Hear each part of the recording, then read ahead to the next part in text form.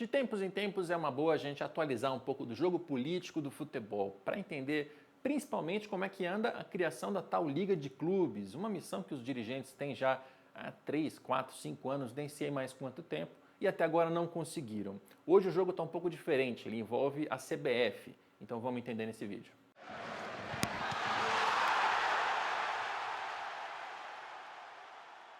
Primeiro vamos recapitular a posição da CBF e como é que está o contexto político dela. A CBF ela tem como presidente Samir Chowdhury desde meados do ano passado e de lá para cá muita coisa aconteceu. Um sistema de fair play financeiro foi tirado da gaveta e foi colocado em prática em um tempo muito curto, né? Foram 4 meses em que a confederação chamou os clubes para conversar, montou um grupo de trabalho e fez acontecer. Vai começar a valer agora nesse ano de 2026.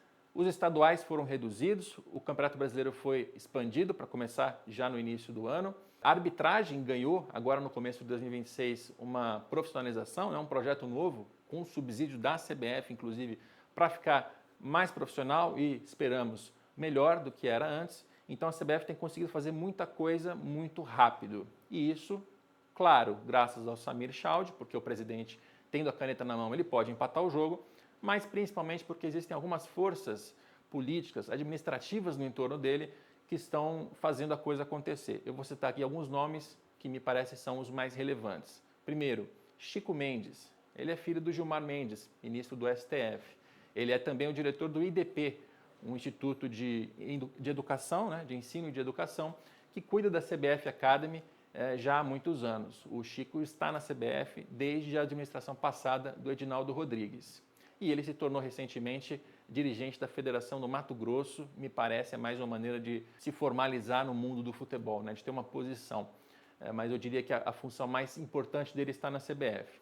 Tem também o Flávio Sveiter, ele hoje é vice-presidente da CBF, advogado, foi presidente do STJD no passado e ele, inclusive, participou da articulação da Libra, do grupo de clubes. A ambição dele, anos atrás, era a de auxiliar na criação da Liga de Clubes. A coisa não andou, a gente fala disso daqui a pouquinho. E além dos dois, existem também uma série de presidentes de federações que têm relevância nesse jogo político. Eu posso citar aqui o Ricardo Gluck-Paul, que é da Federação do Pará, ele auxiliou na criação do fair play financeiro. Posso citar o Gustavo Dias, do Distrito Federal, tem muita influência também em Brasília.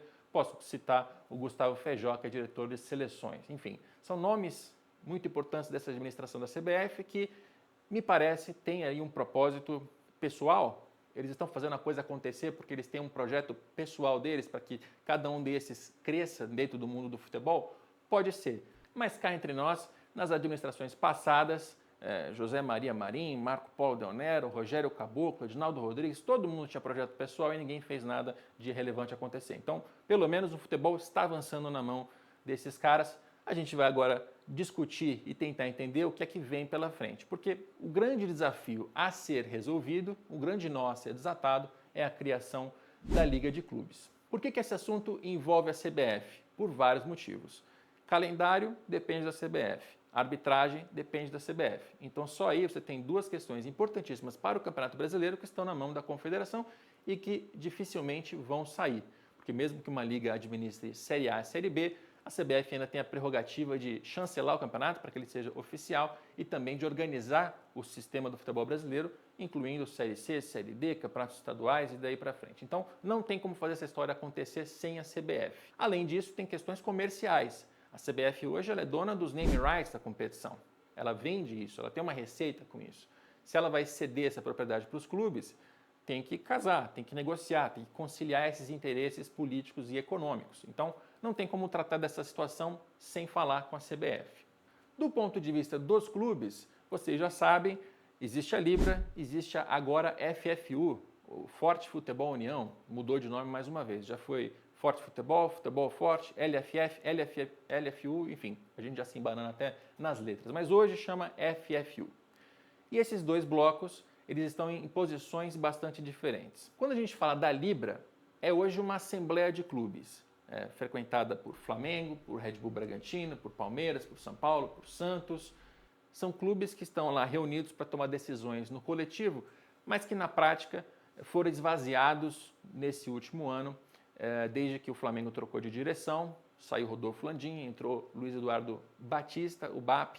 O BAP tem uma visão sobre o acordo com a Globo que é destoante dos demais, ele não quer fazer determinados negócios juntos e eles passaram o ano passado todinho se engalfinhando ali por questões comerciais. O fato hoje é que o Flamengo ele fez com que a Libra não tivesse uma unidade e, obviamente, os outros clubes também têm a sua responsabilidade.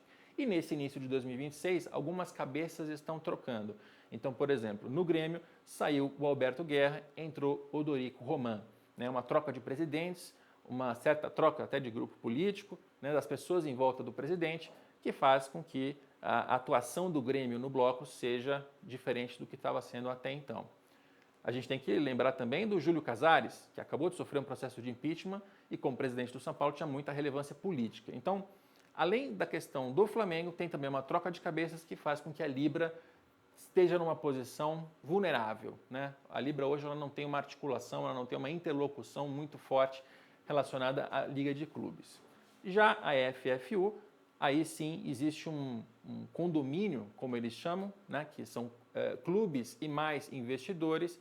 Esses investidores compraram grosseiramente entre 10% e 20% das receitas dos clubes pelos próximos 50 anos, ligadas a Campeonato Brasileiro e Série B, e eles tomam essas decisões juntos, ou seja, dirigentes e investidores sentam à mesa e eles tomam as decisões do que fazer com a meta de se criar uma liga de clubes, porque aí sim o negócio dos investidores vai ficar muito maior e os clubes também tendem a ganhar mais dinheiro com as receitas das competições. A grande questão é como FFU, Libra e CBF vão chegar no meio termo. E hoje nem existe ainda essa negociação, eles não sentaram à mesa para tratar desses assuntos. Por quê? A CBF entende que a FFU tem os seus investidores, fizeram o seu negócio, muito que bem, mas não é problema dela. Ela não tem que negociar com investidores porque eles teoricamente não têm legitimidade para falar pelos clubes. Essa é a visão da CBF. E do ponto de vista da FFU, os investidores eles compraram um assento à mesa, eles estão participando da governança. Então, a primeira questão aí é quem vai negociar com quem. São os dirigentes da FFU, são os executivos que eles contrataram, são os investidores que estão de alguma maneira apitando no negócio. A CBF não está enxergando muito bem essa questão.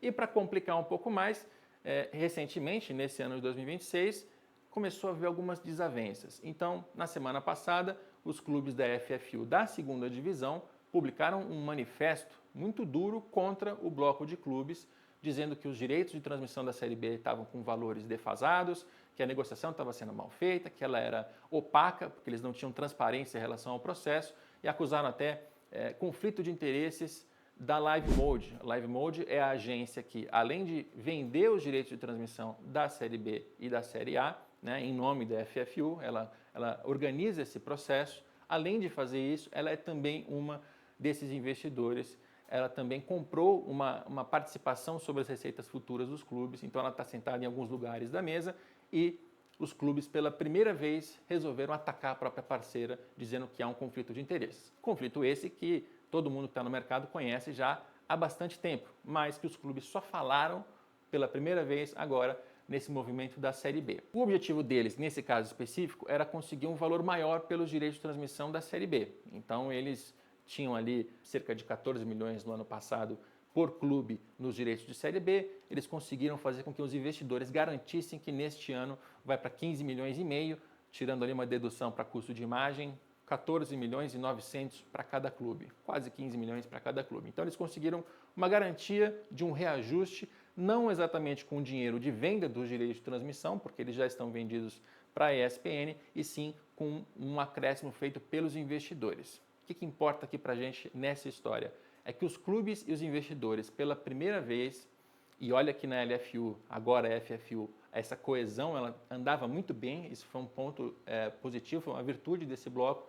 Pela primeira vez, essas figuras entraram em choque e isso favorece, de certa forma, quem está na CBF e quem olha para esse negócio e diz, eu não preciso negociar com investidores, eu quero negociar com os dirigentes. Onde é que isso tudo vai dar? Não sei, não sabemos. Eu posso dizer, inclusive, que nem os próprios dirigentes sabem. Mas o fato é que hoje existe uma disputa entre CBF e FFU, que é o bloco mais organizado, enquanto a Libra está vulnerável, está esvaziada, não tem participado muito bem dessas conversas.